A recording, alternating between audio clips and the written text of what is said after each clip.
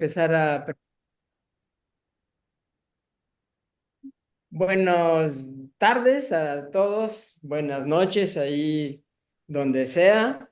Es un gusto tener hoy a el compañero Josué Meléndez de la UAM Iztapalapa con su charla en este seminario de geometría interinstitucional entre la UADY y la UNAM, que se va a llamar sobre la norma del operador de forma de una hipersuperficie.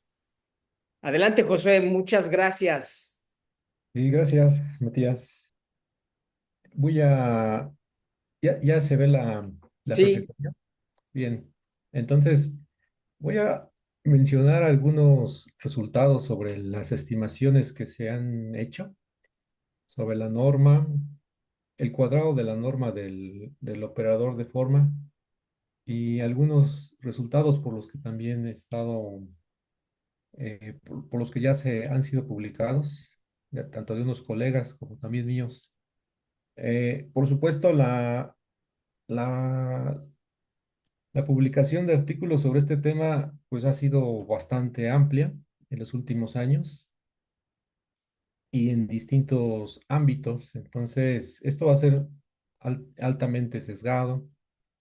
Y voy a empezar, yo creo que la mayor parte de la presentación, si no es que más de la mitad, sobre hipersuperficies cuando están inmersas en el espacio euclidiano. Entonces, voy a comenzar en la siguiente. Nuevamente, deme un segundo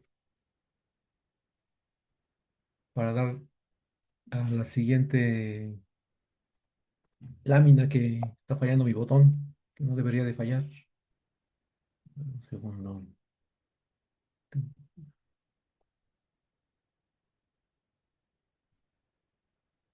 La...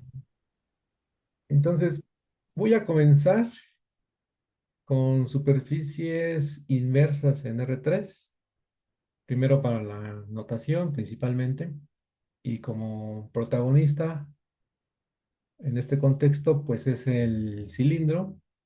Tengo la parametrización de de él usando coordenadas cilíndricas, por supuesto, y puedo conocer todo de toda la geometría de esta superficie. Entonces me voy a fijar en que la curvatura de Gauss es cero, las curvaturas principales son constantes y la curvatura media constante distinta de cero. Entonces, este teorema publicado en el 66-67 caracteriza esta superficie. Entonces, tomas una superficie completa, inmersa en R3, con curvatura media constante distinta de cero. Supones que no es totalmente umbilical, si no ya sabemos quién es. Si la curvatura de Gauss no cambia de signo, entonces lo que afirma el teorema es que la curvatura de Gauss es idénticamente cero sobre toda la superficie y resulta ser que la superficie es un cilindro. Son producto de R cruz S1 para un cierto radio. Es un teorema ya bastante, yo diría, clásico. Y de este teorema se obtienen una serie de corolarios que voy a comentar a continuación. Entonces, digamos que esta es la motivación de toda la charla, ¿no? Este tipo de caracterizaciones. Eh, la primera aplicación es cuando puedes estimar el ínfimo de la curvatura de Gauss. Entonces vas a tener, con las mismas hipótesis, la conclusión del inciso I, 1I, que te dice que el ínfimo de la curvatura de Gauss es igual al cuadrado de la curvatura media. Y en este caso tendrías que la superficie es totalmente umbilical. En el caso 2I, tienes que el ínfimo, la curvatura de Gauss, es menor o igual a cero. Y vas a tener la igualdad si solo si la superficie es el cilindro. Es una aplicación que dieron Luis y Carolina, en ese entonces su estudiante de doctorado, en el 2010. Entonces, uno se pregunta, ¿no? Si estamos estimando el cuadrado de la norma del operador de forma, pues aquí todavía no aparece. Entonces, vamos a hacer un poco de álgebra en la siguiente lámina. Entonces, la primera igualdad es algebraica, digamos, pero lo podemos convertir en términos de objetos geométricos, términos geométricos, donde aparece el cuadrado de la segunda, del operador de forma. Entonces, tomando en cuenta que la curvatura de media es constante aquí, entonces tenemos una estimación para el supremo del cuadrado de A. Tomando en cuenta que el ínfimo de la curvatura de Gauss es menor o igual que cero, entonces el corolario anterior se convierte en donde aparece el cuadrado del operador de forma, en este caso, el supremo del cuadrado de A, que es mayor o igual que 4h cuadrada. Y se va a dar la igualdad en el caso en el que la superficie sea el cilindro. Entonces, este tipo de estimaciones ya van a ser recurrentes en los resultados que de aquí hasta el final de la charla. Entonces, aquí estoy en el caso en el que estoy con superficies en R3. Ah, viene un ejemplo en el que te dice, un ejemplo de Luis y Carolina, que te dice que la estimación para el ínfimo de la curvatura de Gauss, que te dice que es menor o igual que cero, ¿verdad? Como aquí aparece en el anterior, pues lo puedes, digamos, lo puedes rellenar, puedes acercarte con superficies desde la UNAI cuyo ínfimo de la curvatura de Gauss sea negativo y puedes acercarte tanto como quieras al cero por la izquierda. Entonces aquí tenemos una igualdad que está aquí abajo. Solamente es un ejemplo que ellos proponen.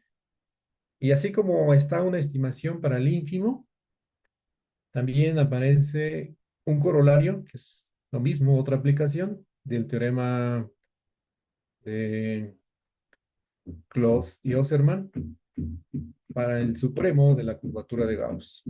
Entonces, aquí tenemos una doble desigualdad, que es mayor o igual que cero, menor o igual que h cuadrada. Y se va a dar la igualdad con el supremo de la curvatura de Gauss igual a cero, si solo si la superficie resulta ser el cilindro. Haciendo el mismo caso algebraico, esto se puede convertir al ínfimo del cuadrado del operador de forma. En este caso sería menor o igual que 4h cuadrado. Y se cumpliría la igualdad solamente en el caso en el que sí, solo sí, cuando la superficie sea el cilindro circular recto. Entonces, esta desigualdad en algún momento también la presentaremos para el caso en que tienes una hipersuperficie en el euclidiano de dimensión n+1. Entonces, por ahí todavía recordémosla un momento. Entonces voy a pasar al caso, el análogo al de en los ejemplos de las superficies de la UNAI. En este caso, haces las estimaciones del supremo de la curvatura de Gauss y te dice, pues puedes encontrar superficies de este tipo tan cercas como tú quieras para el supremo a cero por la derecha y tan cercas como quieras al h cuadrado por la izquierda debe ser, menos epsilon ahí está. Entonces, de alguna manera, pues te está diciendo, ahí hay muchos ejemplos de superficie. Otra, otra herramienta que también se ha usado para estimar el cuadrado de la segunda forma fundamental o del operador de forma sería el llamado teorema de las curvaturas principales, que aquí es un artículo del 87, que es un resultado puramente geométrico, y habla sobre las curvaturas principales, precisamente. Entonces, a lambda se va a denotar al conjunto de las curvaturas principales distintas de cero para una hipersuperficie completa, orientable, inmersa en Rn+1. Entonces, tenemos dos consideraciones. Si lambda más o lambda menos es vacío, entonces la cerradura va a ser conexo. En el segundo inciso, dices, si lambda más y lambda menos son ambos no vacíos, entonces tienes una estimación para el ínfimo y el supremo de estas curvaturas positivas y negativas y resultan ser igual a cero. Y esto se puede un poco visualizar con el caso del cilindro para el inciso uno. En este caso, pues tienes que las curvaturas principales, pensando que con una orientación tienes 0 y 1, las curvaturas principales, descartas al cero porque así es como dice el enunciado, y estarías en el caso del inciso uno, ¿no? O sea, la cerradura sería simplemente el conjunto que contiene la curvatura principal uno. En el caso en que alteres el cilindro, pues tendrías una situación, un escenario como en la figura de la derecha. Entonces, pues tienes una curvatura principal uno o aproximadamente uno, y la que era cero, pues va a pasar leyéndolo de izquierda a derecha, empieza con muy igual a cero, pasa a ser negativo, luego positivo, después negativo y después cero. Entonces, ese es un escenario en el que caería en el segundo inciso, cuando el ínfimo de las curvaturas positivas sea igual al supremo de las curvaturas negativas, y eso es precisamente cero. Este teorema fue utilizado, ha sido utilizado en algunos resultados. Por ejemplo, nuevamente, Luis y Carolina obtuvieron una extensión del corolario mencionado hace un momento para el caso en el que tienes curvaturas, dos curvaturas principales de multiplicidad n-1 y 1. Eso quiere decir que una de ellas es simple, siendo tomando en cuenta que ya como conclusión, la desigualdad del lado derecho, que tienes que el ínfimo del cuadrado del operador de forma es menor o igual que n cuadrada h cuadrada. Entonces, ahí si ponemos n igual a 2, pues tendrías el resultado anterior que se mencionó como corolario. Entonces, de alguna forma, esta es una extensión del mismo. Con igualdad, sí, solo sí. Sigma es un cilindro circular recto. En este caso ya tienes que aumenta la dimensión en el primer factor. Rn-1 plus S1. Entonces, ese es un resultado del 2012, publicado por ellos, ya haciendo el caso pasando al caso de hipersuperficies a partir de este momento. Eh, Esta es una aplicación del teorema de las curvaturas principales. Entonces, eh, en el 2016, junto con Luis Alias, de alguna forma también hicimos una extensión del mismo resultado anterior para el ínfimo del cuadrado de A, menor o igual, pero ahora del lado derecho, en la expresión, aparece la K curvatura media. Es una extensión de la curvatura media, que tenemos aquí la definición. Entonces, es conocido que si la K vale 1, ¿verdad? Si la K vale 1, sería un promedio de las curvaturas principales y sería la curvatura media. Por ejemplo, si K es 2, sería un múltiplo, HK sería un múltiplo de la curvatura escalar. Y si sucede que K es igual a N, tendrías que HK resulta ser la curvatura de Gauss-Kronecker. Entonces, aquí hay una restricción para acá en el enunciado, pero nuevamente es una extensión del resultado anterior de Luis y Carolina. de alguna manera. Aquí el factor es R en el primero, cruce Cn-1. Entonces ya cambia la dimensión. Y lo mismo, haciendo uso del teorema de las curvaturas principales, también se puede hacer una estimación para el supremo del cuadrado de A. Entonces, en este caso, simplemente cambiaría la desigualdad. Ahora es mayor o igual, y el término del lado derecho, que es una constante también, resulta ser exactamente la misma que en el resultado, en el teorema anterior. Entonces, se podría agrupar ambos resultados, ambos teoremas en uno solo, ya que son las mismas hipótesis. Entonces, pues la demostración realmente es aplicar, digamos, sucesivamente el teorema de las curvaturas principales, pero pues no me voy a quedar en la parte de la demostración, simplemente es el uso de la aplicación directa del teorema de las curvaturas principales. Entonces, es como decir que ese teorema es una herramienta, ¿no? Para tener estimaciones del cuadrado de la segunda forma fundamental. Ahora, recientemente,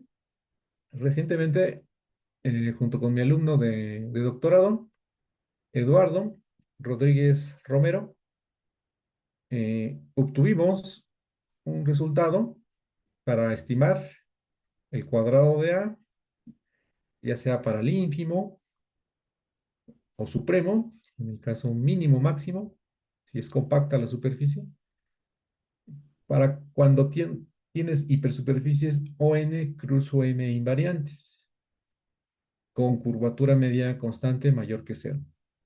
Entonces aquí, pues está en tres incisos, pero realmente lo que estamos obteniendo es en el inciso B y C, son estimaciones, ya en el caso compacto y en el caso no compacto de la hipersuperficie.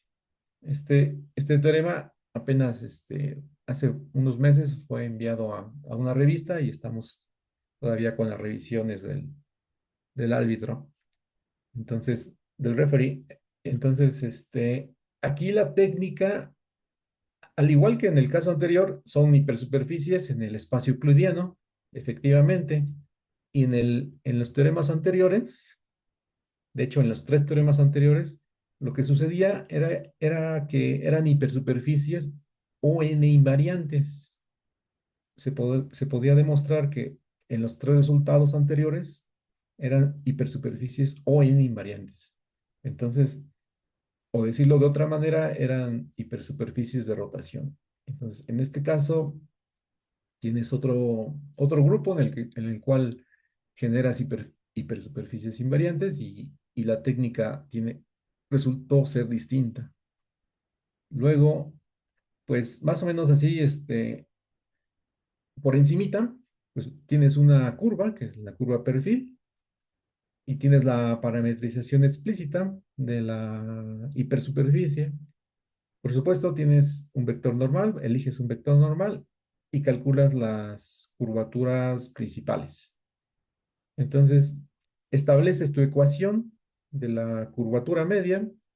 Aquí tomas en cuenta que tu curva perfil está regular y está parametrizada por la longitud de arco.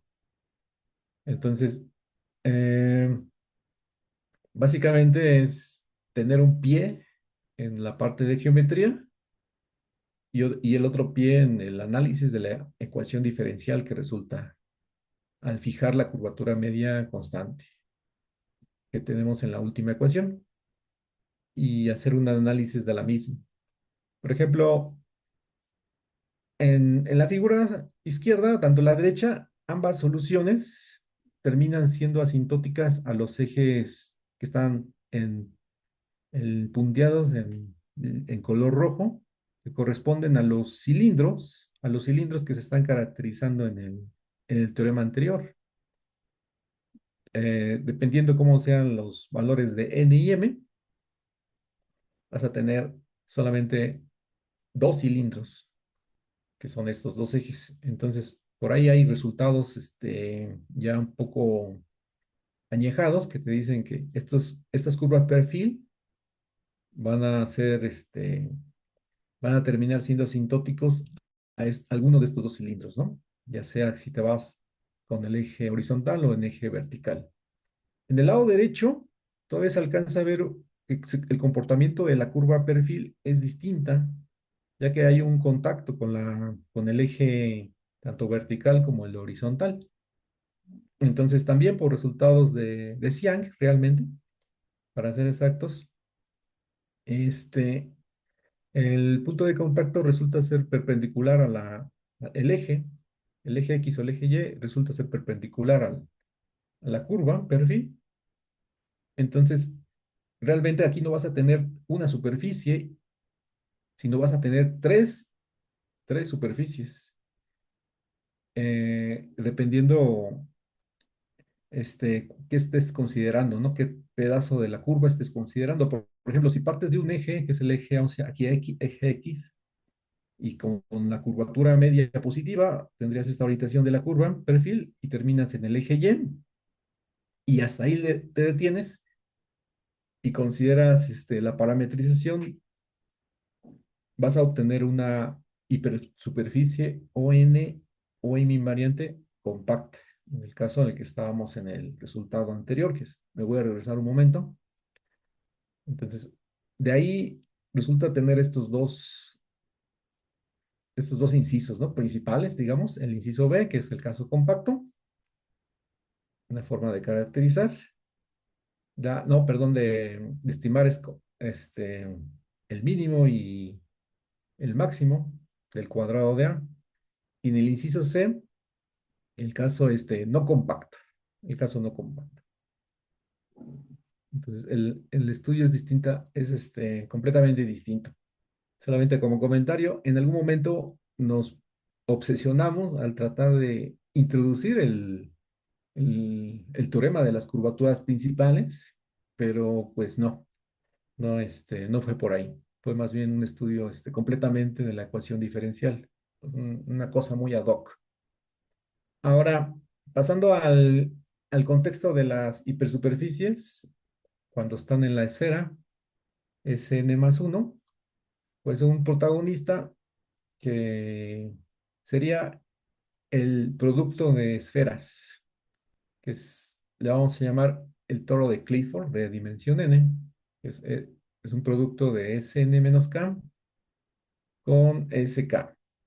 Entonces, salvo un signo, pues puedo escribir las curvaturas principales y como caso particular tendría el toro mínimo de Clifford, ¿no? Es el caso en el que la curvatura media es cero. Entonces, queda bastante eh, simétrico ahí el factor de los productos con lo que aparece en el paréntesis, es el radio de la esfera, de cada factor. Todo ello metido en la esfera unitaria, Sn+1. Entonces, pues ya en el contexto cuando el espacio ambiente es Sn+1, pues por ahí en el 60, el 70, 69, 68, juntando los resultados, este, pues tuvo la caracterización del toro de Clifford realmente. Aquí, de hecho, dice más.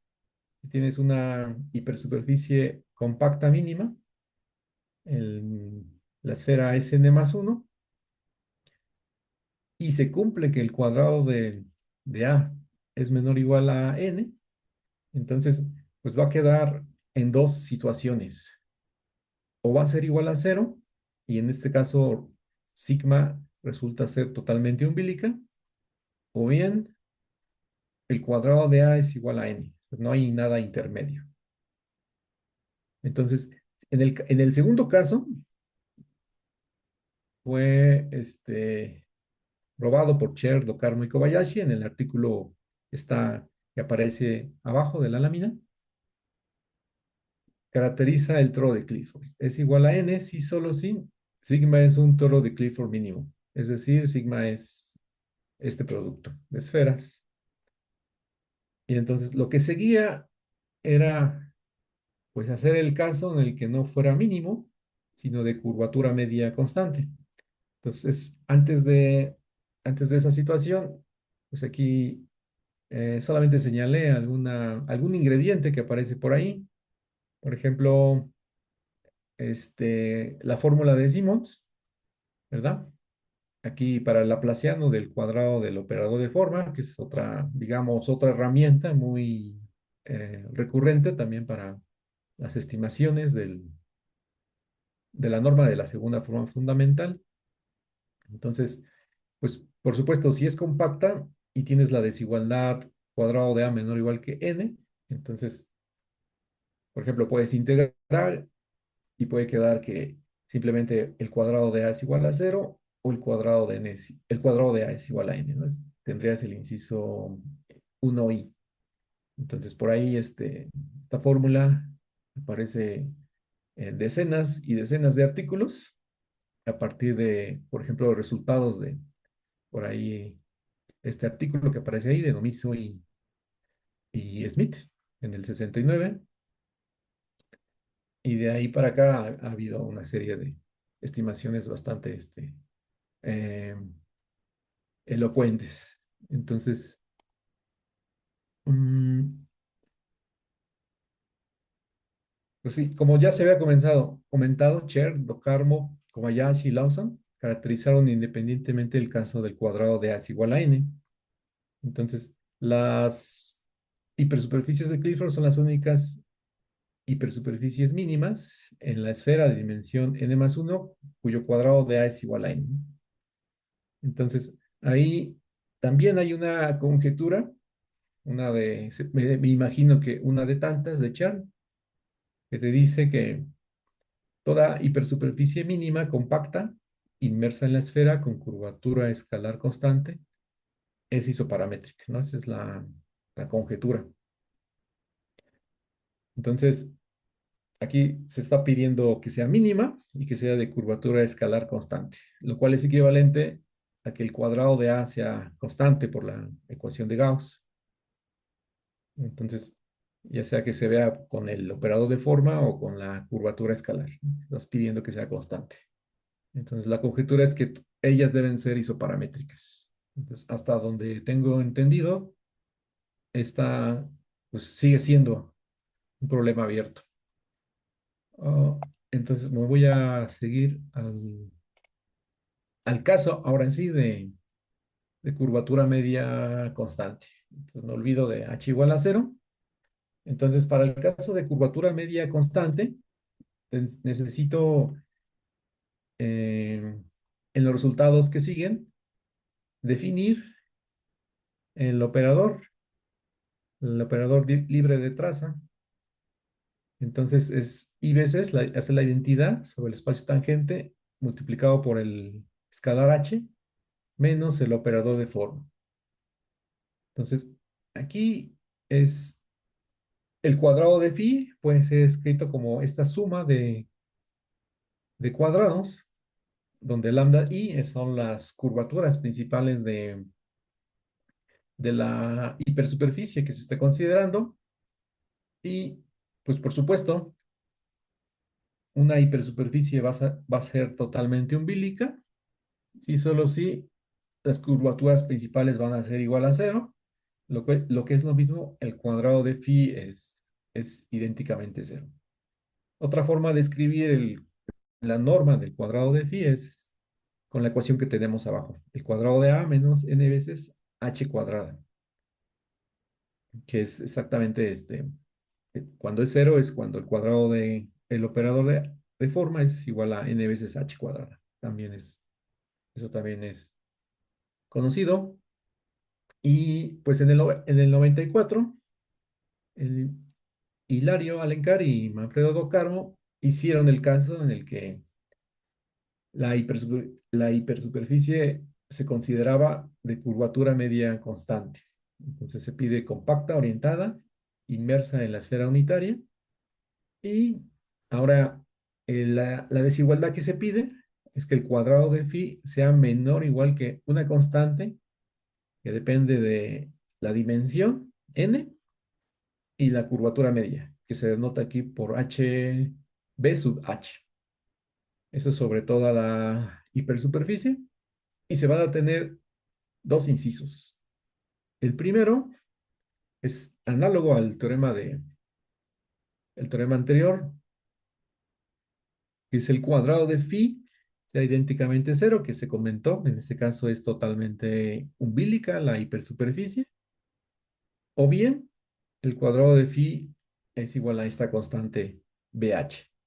Nuevamente, entonces, pidiendo la desigualdad, concluyes en que te vas a los extremos, o sea, no hay nada en medio, por decirlo en otras palabras. El inciso 2 sí, es que el cuadrado de phi sea igual, aquí en este caso se caracteriza, ¿no? ¿Quiénes son las hipersuperficies? Cuando el cuadrado de phi es igual a la constante BH. Entonces, dependiendo aquí, el caso mínimo, pues fue resuelto en el teorema anterior, entonces es cero y sigma es un toro mínimo de Clifford. O bien, el inciso B, h es distinto de cero y te queda un producto de Sn-1 cruz S1.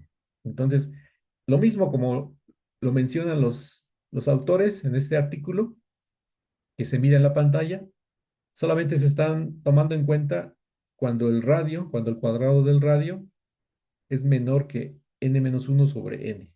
O sea, queda ahí pendiente todavía barrer el otro pedazo. Entonces, este es para el caso en el que la curvatura media es constante y se está considerando o igual a cero o distinta de cero, ¿no?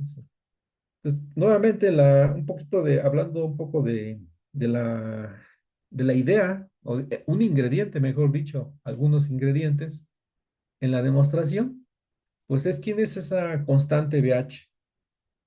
Pues es el cuadrado de la raíz positiva de este polinomio cuadrático. Entonces, pues sí, nos damos cuenta que depende de tanto de la dimensión n como de la curvatura media. Y por supuesto, cuando h es igual a cero, esta raíz o el cuadrado de la raíz es la dimensión n, que es el caso de Cher, Docarbo y Kobayashi. Entonces, eh, hay por ahí el uso el laplaciano, aquí es el laplaciano del cuadrado de la norma de phi, que se obtiene, que es como una especie de generalización, ¿no? Siguen llamándole fórmula tipo de Simons. Y, por ejemplo, el artículo que aparece ahí del 77, lo deducen y hacen uso y aplicación de este operador. Por ahí está Chintun Yao, debe ser. Y también se hace uso de una desigualdad algebraica, realmente, que ocupa o que aparece por primera vez en el artículo de Okumura en el 74. Entonces, una desigualdad ahí que te resuelve toda la vida para la demostración, al menos para la primera parte, ¿no? Mayor o igual, estima el laplaciano del cuadrado de phi. Entonces, pues, tan inocente que es esta desigualdad que estaba revisando apenas esta semana, que ya va para casi 200 citas que hacen uso de la misma, ¿no? Del artículo de Okumura.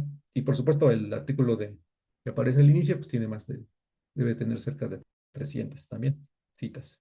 Entonces, pues ya teniendo la desigualdad, por ejemplo, puede ocupar el teorema de Stokes y obtiene el inciso I, ¿no? El cuadrado de phi es igual a cero, en caso totalmente umbilico, o el cuadrado de phi es igual a la constante BH, que sería la prueba completa del inciso de la parte uno del teorema.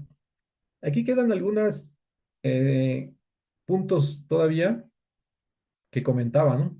Con respecto al radio, todavía faltan por caracterizar, pero también faltan otros tipos de productos de esferas, porque lo que se está haciendo en este espacio ambiente es caracterizar estos productos de esferas, ¿no? Entonces, hasta el momento, No están caracterizados los productos de la forma cuando el primer factor es Sn menos K y el segundo factor es K, siendo K mayor o igual a cero. Entonces, para esto, pues se generaliza el polinomio, eh, que a veces es llamado por algunos autores el polinomio de Alencar y Ocarmo.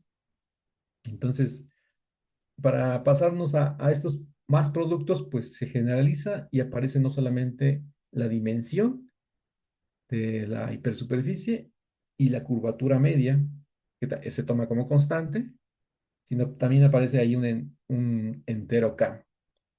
Y por ahí se considera una constante CNK.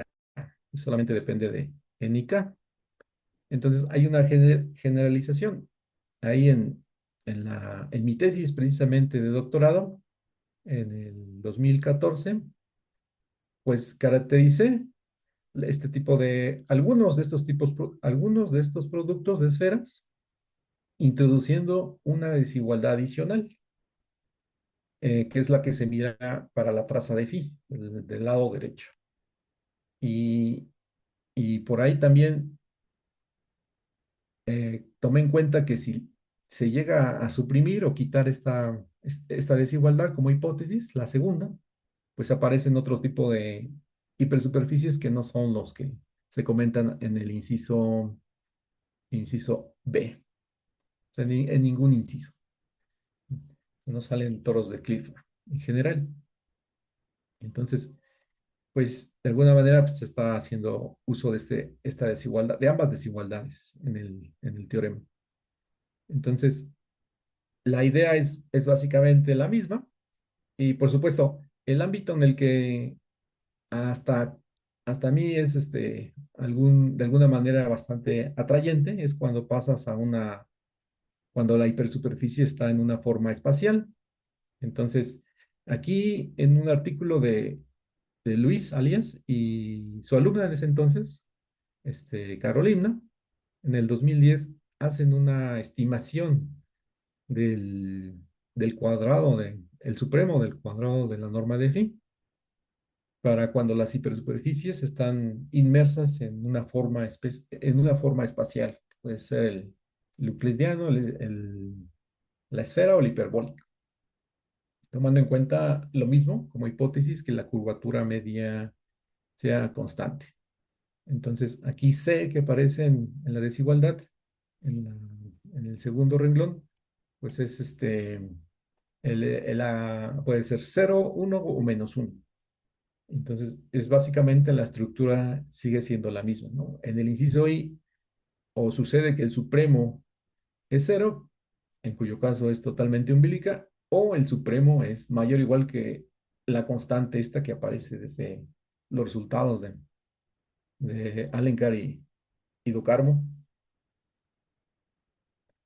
Y en el inciso 2i, pues, pues es cuando caracterizan en el caso en el que el cuadrado de phi sea igual, el supremo del cuadrado de phi sea la constante, añadiendo la suposición de que el supremo se alcance en algún punto de sigma, tendrían en el caso euclidiano un cilindro, R cruz S menos uno, o en el caso esférico, pues es un toro, producto de esferas, o en el caso hiperbólico sería sigma, un cilindro hiperbólico.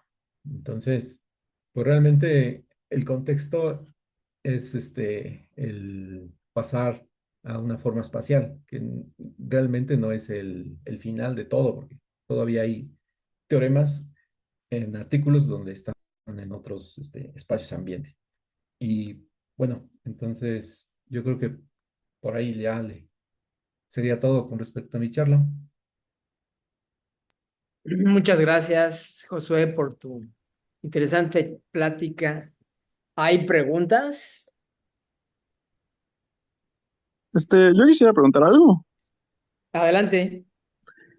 Quería preguntar, en el teorema ese donde definen a la B sub h, eh, cuando dicen que h es igual a cero, ¿no se supone que la raíz del polinomio es raíz de n en lugar de n? Sí, Ah, es raíz de n. Sí, pero Ah, ok, BH es el ok. cuadrado. Es verdad, sí, el cuadrado de la raíz positiva, tienes razón. Sí, sí, sí, perfecto. Gracias. Sí, de hecho, hay algunos autores que consideran cuadrados en las estimaciones y otros que no consideran cuadrados en las estimaciones. Entonces, a veces algebraicamente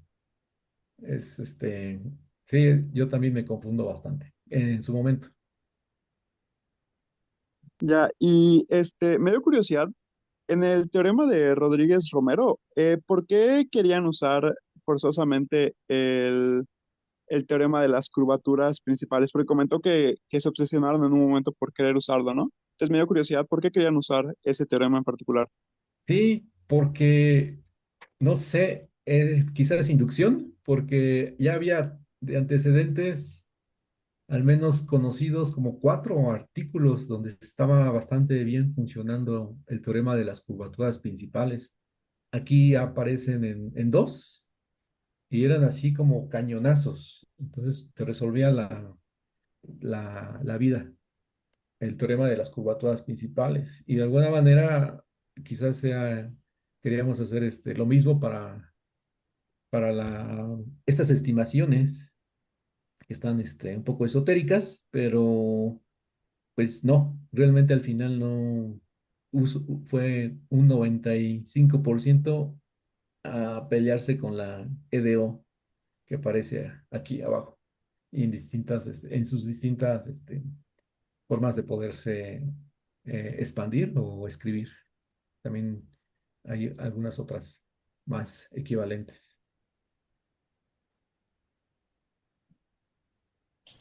Eh, Perfecto, muchas gracias. una pregunta por acá también. Muchas gracias por la charla. Este, sí, quería preguntar sobre el teorema de las curvaturas principales. ¿Es un teorema algebraico o usa el principio del máximo también? ¿Es, Eh, es puramente algebraico? en la demostración de este teorema, Ujú, ujú, no estoy seguro que no usa el principio de máximo. Es ujú. un teorema que se demuestra, es que no recuerdo la herramienta. En su momento, como estudiante de doctorado lo quise leer, pero ni lo leí, porque estaba bastante compacto Técnico. el Ok. Ujú, teorema, pero no usa ningún principio de máximo. ujú, ok.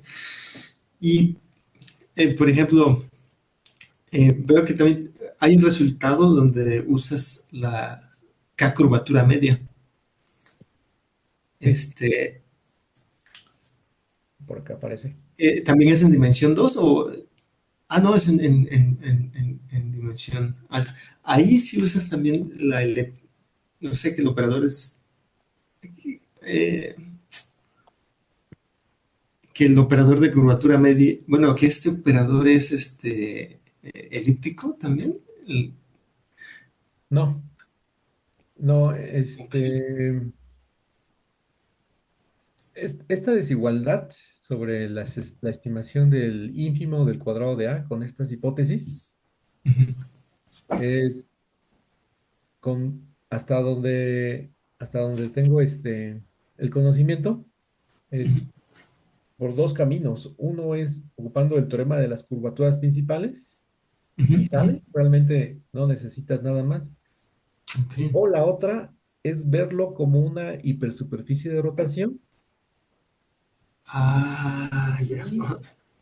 inclusive se puede generalizar al caso de cuando la hipersuperficie de rotación está inmersa en una forma espacial, que por ahí hay un artículo bastante clásico de Locarmo y Marcos Datzer, y por ahí Sí. algo llegué a hacer con Oscar Palmas en su momento, pero pues realmente las de rotación, el bueno es Oscar, entonces ya eso no lo mencioné en la presentación.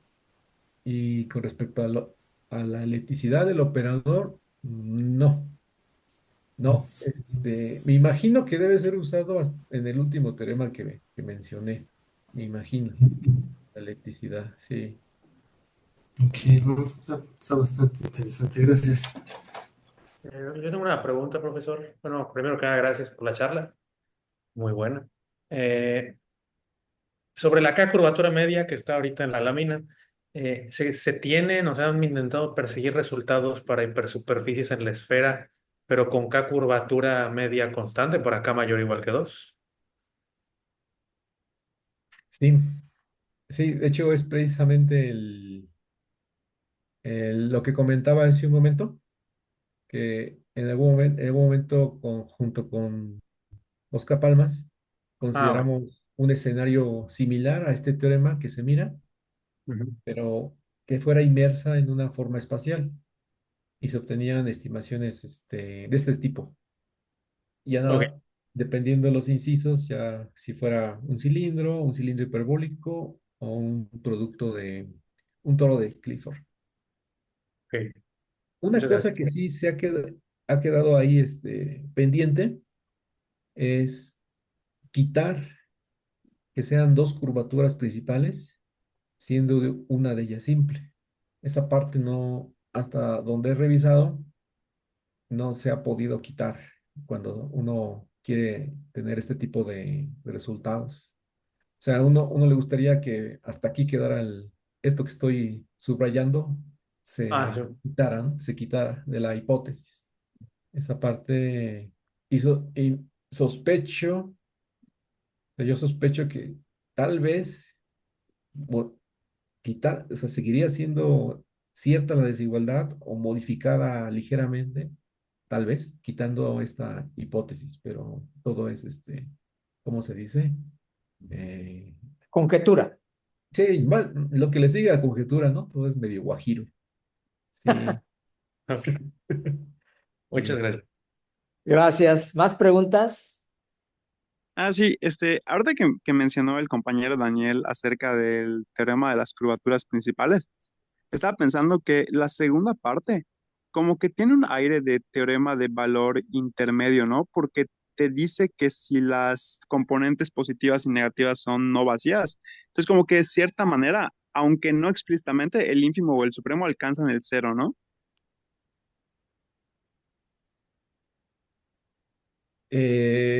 Puede, sí, ¿te dijiste el teorema del valor medio? Intermedio, o sea, como El valor que, intermedio. Ok, ajá, como que recuerda un poquito a eso, ¿no? Como que tomas que hay una parte positiva, una parte negativa, y como que de cierta manera puedes pensar que alcanza el cero, ¿no?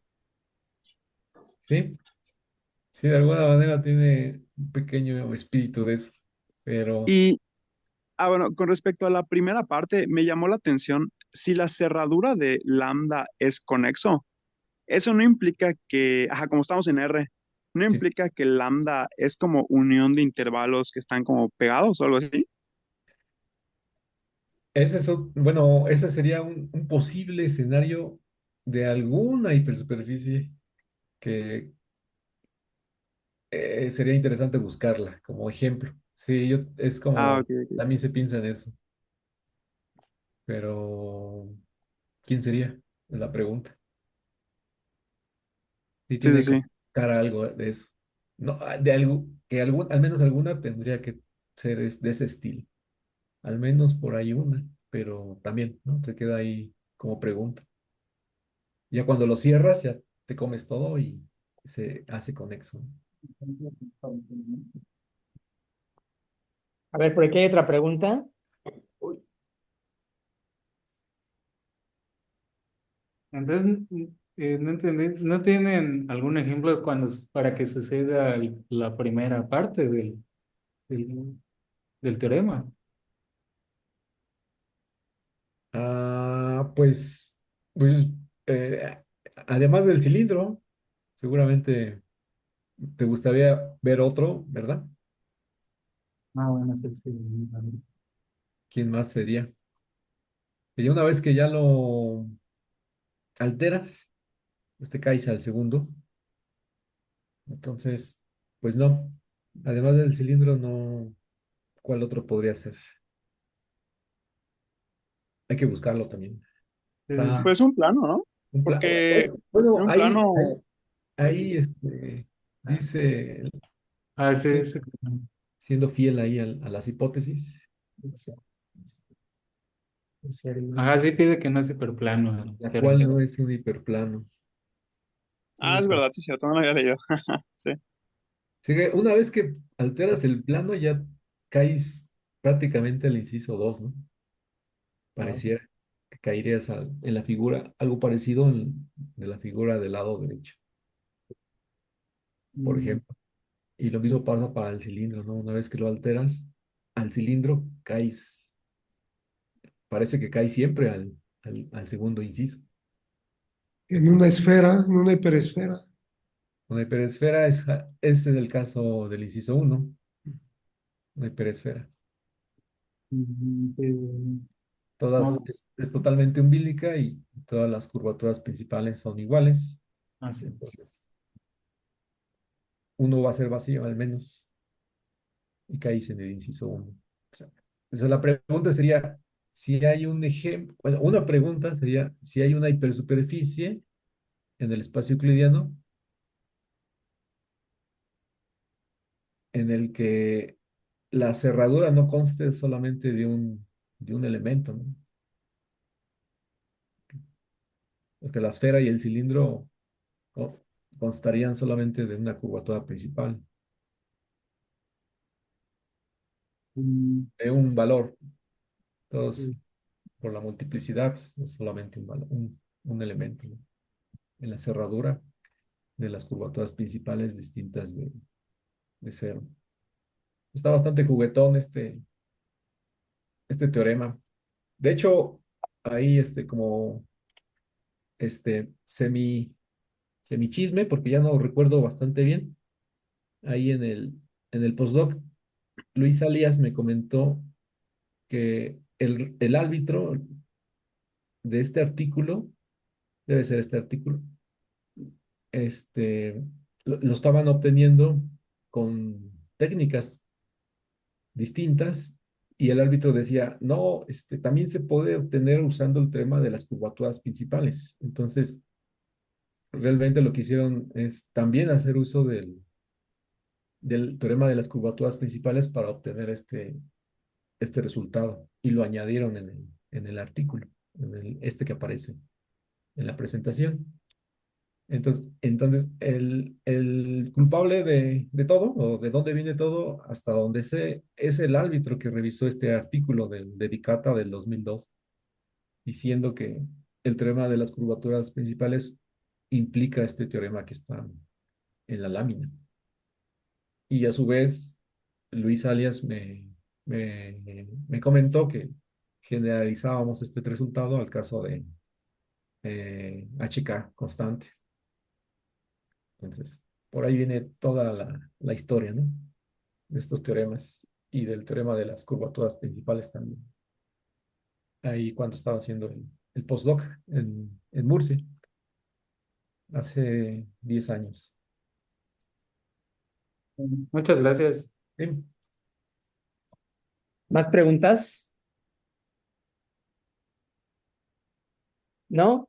Hola, hola, hola, hola, buenas tardes. Así adelante. Sí, por favor. Bueno, en principio, muchas gracias por la charla. Solo una curiosidad, al menos con la parte introductoria con la que, bueno, se inició. No sé si hay o conoce de resultados análogos en codimensión 2. Ejemplo concreto, superficies en R4, si se conoce algo o no se conoce nada. Sí hay extensiones al caso de sus variedades. Por ejemplo, el que tengo mucho en mi mente fue, si no me equivoco, la generalización de este teorema. Ya me pasé al caso esférico como ambiente. Y ahí, igual si me equivoco, Walsi Santos era alumna de Manfredo Do Carmo, de doctorado, y Do Carmo y Manfredo le dijo, bueno, pues ya tenemos este teorema del 94, pues generalízalo al caso de codimensión arbitraria, ¿verdad? O sea, en vez de Sn más 1, pues ponle Sn más k y a ver qué te sale, ¿no? Entonces, pues Welsi Santos, no sé si fue este, todo su tesis doctoral, pero en parte fue la generalización de este teorema al caso de codimensión arbitraria. Me parece que es un artículo bastante citado por ella. Y bueno, pues sí, la respuesta es que sí se ha hecho. Si mal no recuerdo, en ese artículo salieron las superficies estas raras que creo que de Veroneses se llaman. Sí, para uno de tantos incisos que salían por ahí, ¿no? En sus caracterizaciones. Entonces, pues sí, sí hay casos de esto. Y Manfredo Carbo, pues llegó a decir que, pues sí, en muchas situaciones, pues resulta ser eso tampoco lo tomen como tan cierto, que Manfredo Carmo llegó a decir que la generalización a codimensión arbitraria, pues muchas veces resulta ser un ejercicio, ¿no? Pero yo no lo creo tanto así. Sí, Muy bien, gracias. Sí, en efecto, pienso lo mismo, ¿no? No es no. ejercicio para el lector, nada. Está bien, muchas gracias. Gracias. ¿Más preguntas? ¿Comentarios? Si no, bueno, pues le agradecemos nuevamente a Josué su interesante charla. Aquí los aplausos virtuales y Gracias. aquí los presenciales.